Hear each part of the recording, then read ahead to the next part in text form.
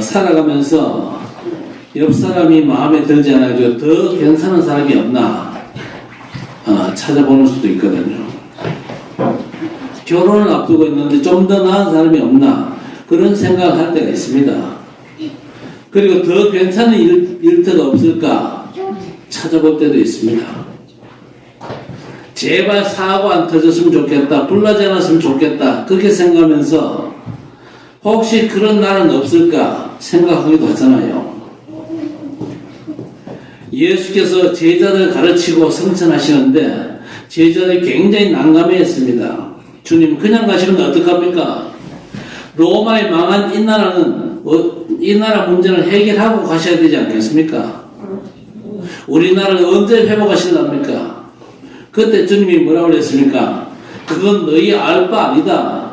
복음의 능력이 나타나야 되고 오직 성령의 역사로 권능이 임해가지고 땅 끝까지 내 증인되는 것이다. 그것만이 우리 주님의 관심사거든요. 그러니까 왜 성도가 응답을 못 받냐? 내 소원만 주구장창 들어달라고 하나님은 자꾸 얼르잖아요. 하나님이 절대 소원 속으로는 안 들어가니까 방향을 안 맞추니까 성도들이 응답을 못 받는 겁니다. 먼저 그의 나라와 그의 의를 구하면 이 모든 거 다 더하신다고 약속하셨거든요. 자, 오늘 바울 사도도 비슷한 얘기를 하거든요. 우리를 향한 하나님의 소원이 뭘까요? 우리가 완전 복음으로 돌아오기를 원하시는 겁니다. 우선 여러분 바울 사도가 어떻게 복음을 깨달았을까 궁금하지 않습니까? 바울은요 마가 요한의 다락방에 있었습니까? 없었습니까? 바울은요 마가 요한의 다락방에 없었어요. 그리고 예수님 따라다니면서 훈련받았던 12제자도 아니었습니다. 그런데 어째서 이 로마서와 같이 이 복음을 잘 알고 이 복음을 잘 전달했을까요? 예수님 공생애 때는요 바울 사도가 예수님을 따라다니지 못했습니다만은요 부활하신 그리스도께서 바울을 찾아오셨지 않습니까? 바울에게 말씀하셨고 성령으로 역사하셨습니다. 그래서 바울 사도가 복음을 받아들였고 믿고 또 체험을 했거든요. 거기에 성령께서 역사하셨죠. 지금도 그 성령께서 동일하게 이 자리에 역사하시는 줄 믿습니다. 지난주에 불신자와 우상 숭배자들이 얼마나 악한 죄를 짓는지를 말씀을 드렸습니다. 아니 불신자가 죄인인 건 이해를 하겠는데 바울 사도가 오늘 하나님을 믿는 유대인들을 포함해서 모든 사람이 죄인이라고 합니다. 유대인들이 얼마나 하나님 잘 섬기는데 유대인들도 죄인이라고 합니까? 그런데 하나님을 떠난 인간은요 허망한 상태로 살다 보니까 우상 숭배할 수밖에 없고 죄의 종로로 살 수밖에 없는 죄와 저주의 생산지가 될 수밖에 없는 겁니다. 그런데 유대인들이 그걸 잘 모르거든요. 유대인들은요 이방인들과 비교해가지고 윤리 도덕적으로 우리는 괜찮고 훌륭하게 하나님을 섬기며 산다고 자부심이 대단합니다. 그런데 오늘 1절에 뭐라고 합니까? 그러므로 남을 판단하는 사람아 누구를 막론하고 내게 핑계하지 못할 것은 남을 판단하는 것으로 내가 너를 정죄함이니 판단은 내가 같은 일을 행함이니라 했습니다. 그러므로 그들도 마찬가지인데 이방인의 죄를 보고 너희가 상대적으로 죄 없다고 생각하는구나. 그러므로 남을 판단하는 사람아 너도 죄인이면서 남을 판단하느냐 그 말입니다. 유대인 중에 신앙생활 잘한다고 자부심이 아주 가득한 사람들이 바리새인과 서기관들 아닙니까?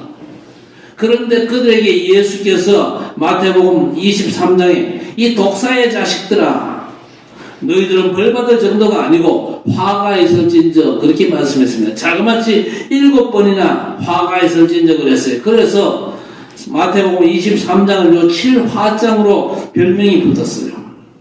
그만큼 우리 주님께서 유대인들에게 아주 단호하게 말씀을 하셨습니다. 그들이 몰랐던 게 뭐였습니까? 원죄를 몰랐어요. 근본 오래된 문제를 몰랐다 그 말입니다. 지금도 사람들이 추구하는 근본 12가지 문제를 몰랐는데 사실 성경은 처음부터 그걸 말씀하시거든요. 하나님께서 처음 우리 인간을 만드실 때는 틀림없이 죄인이 아니었습니다. 하나님의 형상대로 지음받았잖아요. 그러면서 창세기 1장 26절부터 28절에 보니까 하나님의 형상대로 지으신 우리 인간을 어떻게 하셨습니까? 그들에게 복을 주시며 이루시되 생육하고 번성하여 땅에 충만하라. 땅을 정복하라. 바다의 물고기와 하늘의 새와 땅에 움직이는 모든 생물을 다스리라. 그랬습니다. 그래서 원래 인간은 엄청 복을 받은 존재였습니다. 그런데 이랬던 존재가 하나님께 범죄하고 하나님을 떠나면서 원죄가 발생하고 그때부터 태어난 모든 인간이 아담으로 인해서 죄인 되었던 겁니다. 그래서 로마서 3장 10절에 기록된 바 의인은 없나니 하나도 없으며 그랬습니다. 23절에는요 모든 사람이 죄를 범하였으며 하나님의 영광에 이르지 못하더니 그랬습니다. 아니 주신 말씀을 보면 죄인인 건 알겠는데 말씀을 못 보고 못 받는 사람은 어떻게 죄인임을 아냐? 오늘 성경은요 양심으로 알게 된다 그랬습니다. 여러분도 그러잖아요. 누가 자네 너무 착하고 훌륭해 그러면요 여러분 양심에 벌써 반발이 나오잖아요. 표현은 안 해도 아닌데 나도 별 볼 일 없는 인간인데 그런 반응이요 나도 몰래 튀어나올 때 있잖아요. 참 자네 참 괜찮은 사람이네. 그럴 때 속으로 어때? 나도 똑같은 인간이야. 그런 양심의 소리가 속에서부터 터져나올 때가 많거든요. 양심으로 알게 된다 그랬습니다.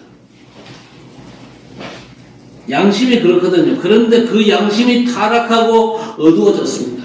그래서 하나님께서 뭘 주셨습니까? 말씀을 주신 겁니다. 야고보 1장 23절에 누구든지 말씀을 듣고 행하지 아니하면 그는 거울로 자기 얼굴을 보는 사람과 같다 했습니다. 왜 성경을 주셨냐? 성경으로 나를 비춰가지고 제대로 알라고 성경을 주신 겁니다. 성경은요 모든 인간이 죄인이라고 선언합니다. 아무도 예외가 없지요. 태어나면서부터 그렇습니다. 어떤 사람은요 목사님 태어나자마자 죽은 아기가 무슨 죄가 있겠습니까? 당연히 천국 가야 되지 않겠습니까? 그렇게 아주 자신만만하게 얘기하는데 결코 아니로소이다. 왜 아닙니까? 태어나서 금방 죽어버린 그 아이도 누구 후손이에요? 아담의 후손입니다. 모든 아담의 후손은요 다 원죄 아래에 있어요. 그래서 죄인입니다. 그런 얘기하는 분들은요 성경에 가장 중요한 걸 놓친 겁니다. 여러분 죄 덩어리고 악한 사람들이 세상에 너무 많거든요. 그런데 그런 사람들을 허용하시거나 그냥 두시는 것 같은데 그렇지는 않아요. 우리 하나님은 죄 문제 그냥 덮어두시는 분이 절대 아닙니다. 오늘 4절에 혹 내가 하나님의 인자심이 너를 인도하여 회개하게 하심을 알지 못하여 그의 인자심과 용납하심과 길이 참으심이 풍성함을 멸시하느냐 그랬습니다.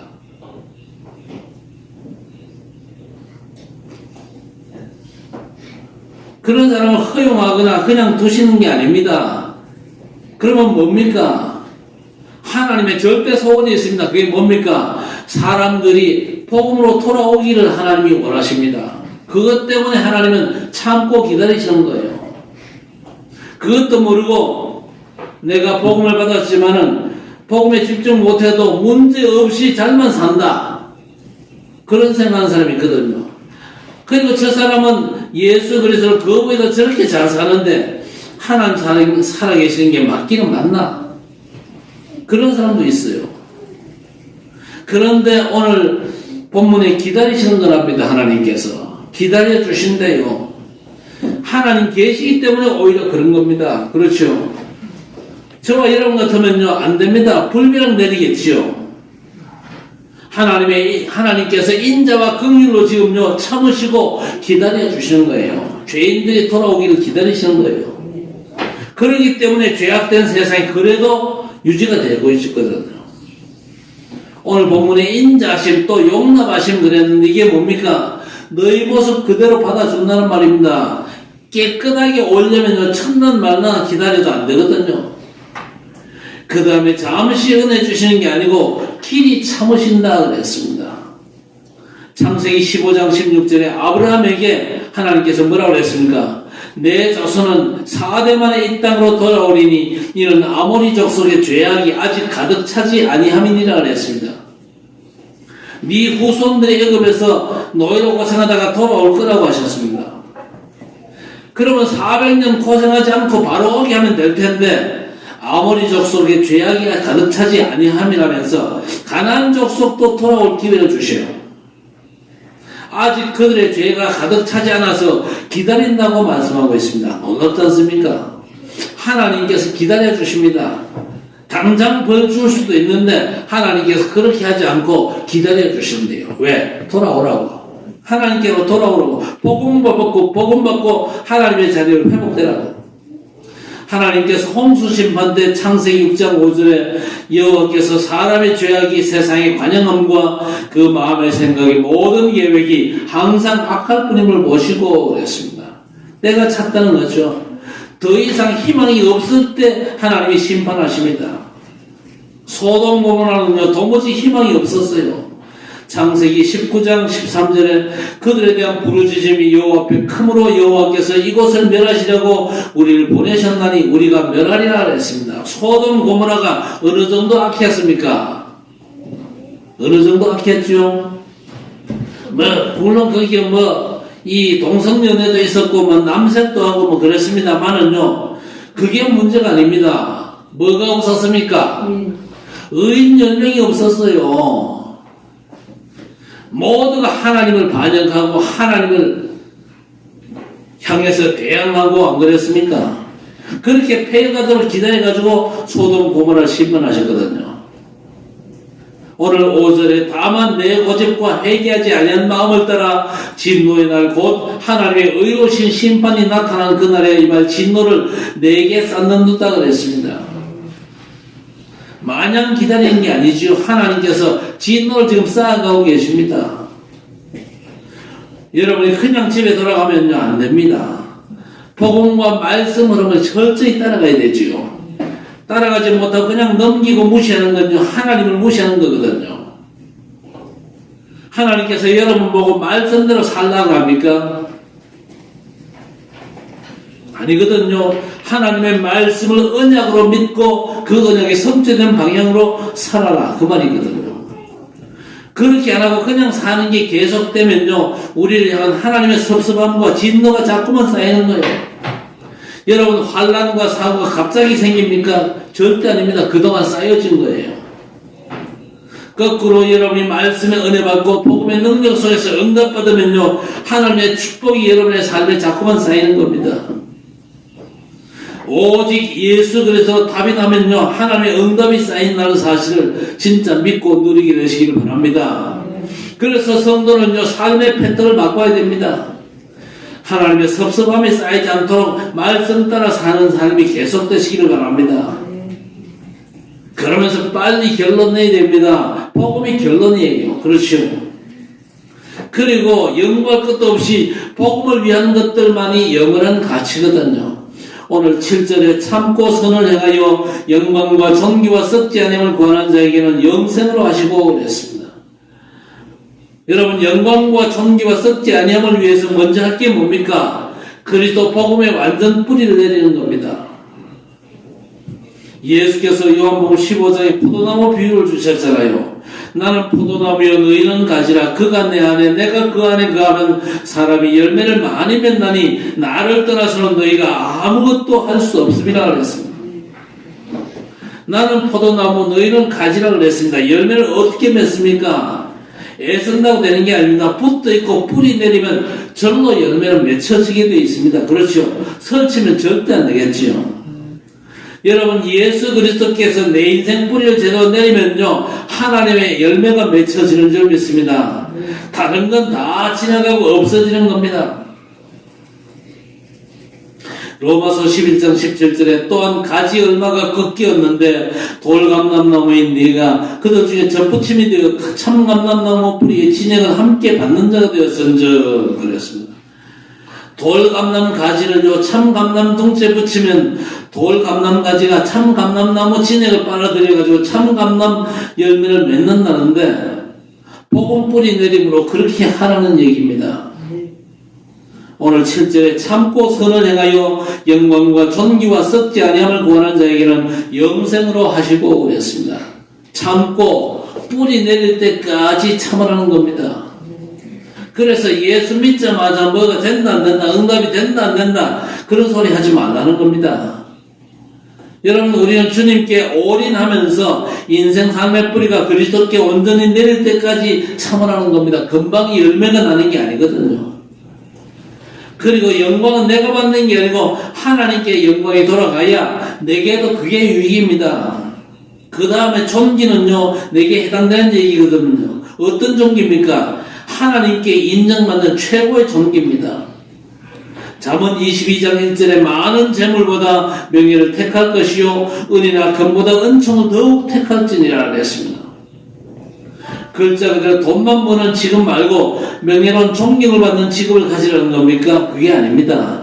하나님께 인정받는 명예입니다. 그렇죠. 썩지 아니함을 구하는 자에게 영생을 주시고 그래서 영원한 삶을 위해서 네 인생을 투자하라는 얘기입니다. 왜? 예수 그리스도는 어제나 오늘이나 영원히 동일하십니다. 영원하신 분은요 예수 그리스도밖에 없습니다. 영원한 가치는 복음밖에 없거든요.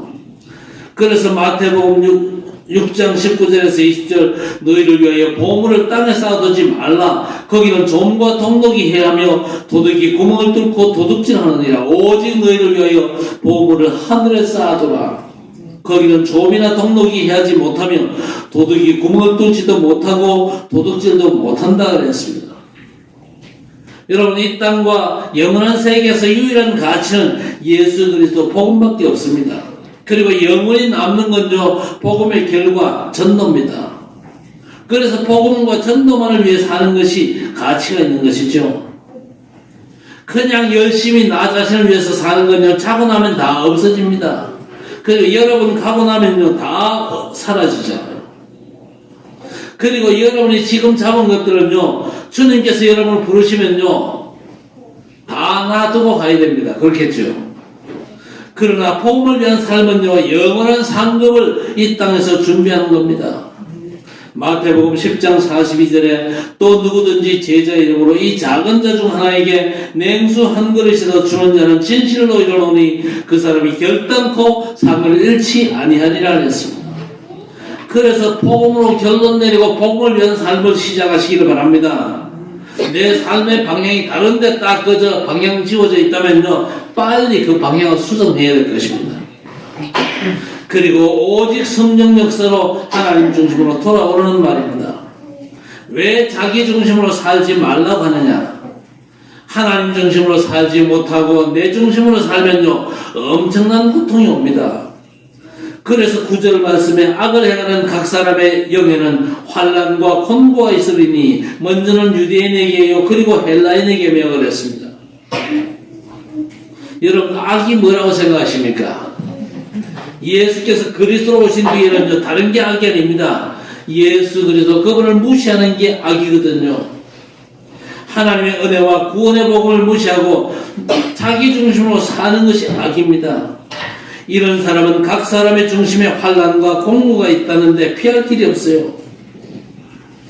하나님을 의지하지 못하고 말씀 흐름을 놓치니까 그 심령이 고통스러운 게 너무 공고하다, 평안이 없다 그 얘기거든요.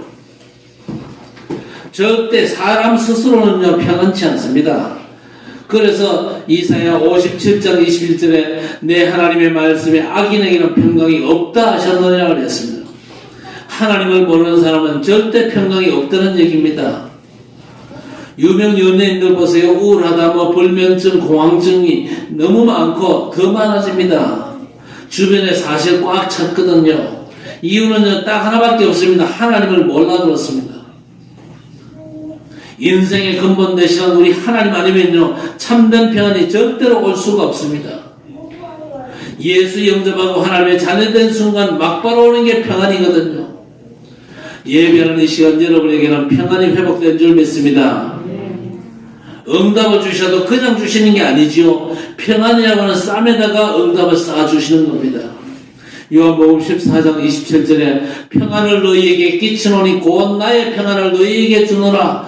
내가 너희에게 주는 것은 세상에 주는 것과 같이 아니하니라. 너희는 마음에 근심하지도 말고 두려워하지도 말라 하셨듯이 절대 세상에 주는 게 아니거든요. 그러면서 오늘 8절에 오직 당을 지어 진리를 따르지 아니하고 불의를 따르는 자에게는 진노와 분노로 하시리라 그랬습니다. 당을 지어 악을 행하고 진리를 따르지 않는다 그랬습니다. 여러분 복음 진리 따라가는 게 외롭고 사실 쉽지가 않습니다. 왜? 다른 자가 그렇게 많지 않기 때문에 그래요. 교회 안에 성도도 있지만요, 모든 성도들 전체가 복음 진리를 다 따라갑니까? 어떤 사람은요, 대놓고 나는 종교생활 한다 그렇게 주장하는 분도 있거든요. 그런데 정말로 언약 잡고 복음의 능력을 의지한다면요, 혼자서도 얼마든지 갈 수가 있습니다. 그래서 마태복음 7장 13절 14절에 좁은 문으로 들어가라. 멸망으로 인도하는 문은 크고 그 길이 넓어 그리로 들어가는 자가 많고 생명으로 인도하는 문은 좁고 길이 협착하여 찾는 자가 적음이라 그랬습니다. 오늘 9절에 악을 행하는 각 사람의 영에는 환난과 곤고가 있으리니 먼저는 유대인에게요 그리고 헬라인에게며 그랬습니다. 이게 뭡니까? 은혜 많이 받고 말씀 많이 받았는데 내가 복음 메시지 들은 지 오래됐다. 큰 소리치거나 자랑하면 안 됩니다. 받은 은혜가 많을수록 우리 하나님께서 그 사람에게 찾는 게 구하는 게 많습니다. 그래서 먼저는 유대인에게요 그리고 헬라인에게로다 그랬습니다. 유대인이 하나님께 받은 은혜가 많잖아요. 그래서 유대인부터라 그렇게 말씀하신 겁니다. 누가복음 12장 47절 48절에 주인의 뜻을 알고도 준비하지 아니하고 그 뜻대로 행하지 아니한 종은 많이 맞을 것이요 알지 못하고 맞을 일을 행한 종은 적게 맞으리라. 무릇 많이 받은 자에게는 많이 요구할 것이요 많이 맡은 자에게는 많이 달라 할 것이니라 했습니다. 하나님의 말씀을 아는데 무시하고 대적하면요 채찍을 더 많이 맞고 알지 못하고 행한 사람은 적게 맞는다는 얘기입니다. 유대인은 하나님의 은혜를 많이 받는 민족이지만 그리스도를 대적함으로 하나님께 대들었잖아요. 그래서 지구 역사상 가장 고생한 민족 아닙니까? 우리 성도 여러분 어떻게 하셔랍니까? 귀한 말씀 받잖아요. 그리고 귀한 교회와 귀한 만남의 축복을 주셨잖아요. 또 귀한 사역을 알게 하셨는데 절대 그냥 넘어가면 안 돼요. 악 중에서도 최고 악이 뭐냐? 말씀 받고 복음 받고도 안 믿는 겁니다. 하나님이 은혜를 주시는데 그걸 안 받는 거예요. 그래서 히브리서 3장 12절 13절에 형제들아 너희는 삼가 호흡 너희 중에 누가 믿지 아니하는 악한 마음을 품고 살아계신 하나님에게서 떨어질까 조심할 것이요 오직 오늘이라 일컫는 동안에 매일 피차 권면하여 너희 중에 누구든지 죄의 유혹으로 완고하게 되지 않도록 하라. 굉장히 중요한 얘기입니다. 하나님의 말씀을 무시하고 듣고도 넘어가지 않도록 피차 권면하고 포럼하고 기도 제목을 확실히 붙잡되 매일이라고 그랬습니다. 매일 24제도 하라 그 얘기입니다. 그래서 우리 성도들은요 복음을 확인하고 복음 안에서부터 시작해야 될 것입니다. 오늘의 말씀, 오늘의 기도, 오늘의 전도 아침마다 확인하시길 바랍니다. 그래야 율법주의를 넘어설 수 있습니다. 여러분 율법을 지키면 하나님이 좋아하실 것 같습니까? 오늘 13절에 하나님 앞에서는 율법을 듣는 자가 의인이 아니요 오직 율법을 행하는 자라야 의롭다 하심을 얻으리니 그랬습니다. 이 말씀이 어떻게 들립니까? 율법을 지키면 구원받을 수 있다고 들립니까? 아니거든요. 율법을 지켜서 구원받으려면요 율법 전체를 순종해야 됩니다. 하나만 어겨도 안 되거든요. 야고보서 2장 10절에 온 율법을 지키다가 그 하나를 범하면 모두 범한 자가 된다 그랬습니다. 여러분 교도소 가는 게 모든 죄를 지어가지고 가는 게 아니잖아요. 교도소 안 간 사람보다 적게 죄를 지었는데 한두 개 얻어걸려가지고 교도소 간 사람도 많습니다. 그래서 율법으로는 절대 하나님 앞에 설 자가 없습니다. 그래서 성도는요 오직 복음의 역사로 돌아가야 됩니다.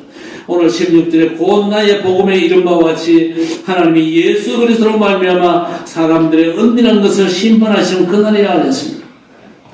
이런 복음이 뭡니까? 발버둥 쳐도 하나님 앞에 설 수 없다는 사실을 가르치는 게 복음입니다. 복음이 아니면은 하나님 앞에 의롭다함을 얻을 육체가 없다. 복음이 아니고는 죄 문제 해결이 안 되고, 복음이 아니면 이 땅에서의 재앙과 저주 그리고 내세의 지옥 권세 절대 못 빠져나온다. 그걸 가르치는 게 복음입니다.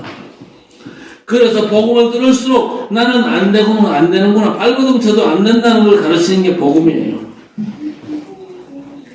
그래서 우리 성도들은 오직 복음 안에 깊은 뿌리 내리시게 되기를 바랍니다. 왜? 복음만이 율법의 마침과 완성이 되셨잖아요. 우리는 아무리 해도 율법을 다 지킬 수 없는데 그리스도께서 율법을 완성하셨어요. 그래서 그리스도 안에 있으면 하나님께서 우리를 어떻게 인정하십니까? 율법을 다 지킨 걸로 인정하시는 거예요.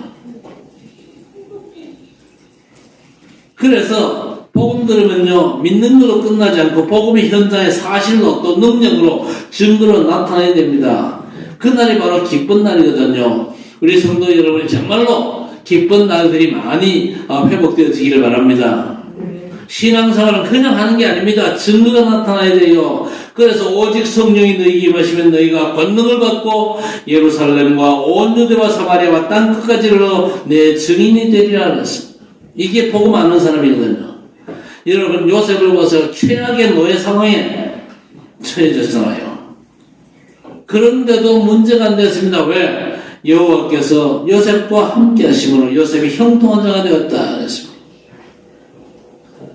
요셉이 뭘 누렸습니까? 복음 안에서 보좌의 축복제도를 누렸어요. 그러면 끝입니다. 어느 만큼 응답과 증거 나타났습니까? 보디발의 집에, 감옥에, 심지어 바로왕에게까지 완전한 증거가 나타났습니다.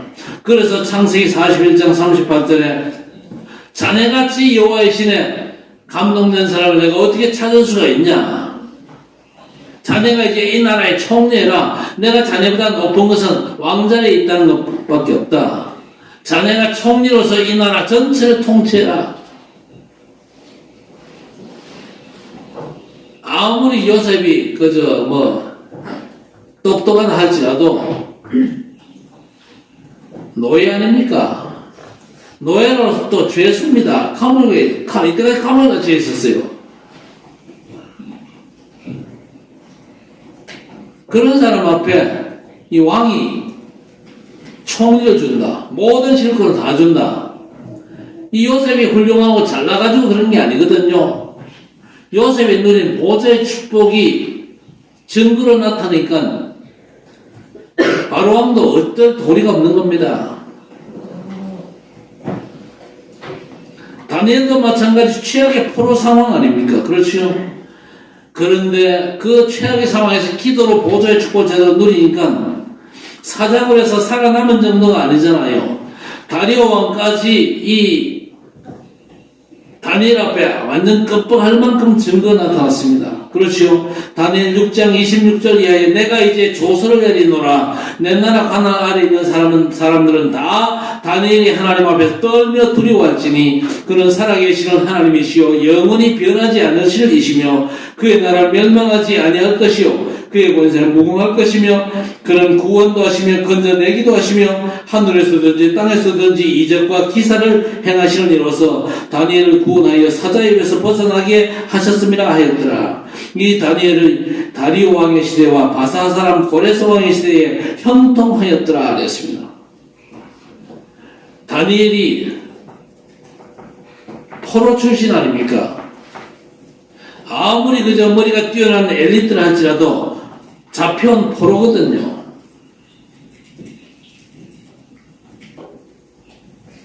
그런데 이 고레스 왕이요, 다리오 왕이요,